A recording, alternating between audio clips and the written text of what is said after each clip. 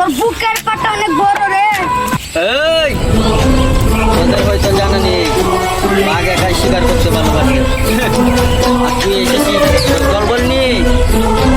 তোর সাহস অনেক বড় রে। এই সুলতান, যা রে ধর।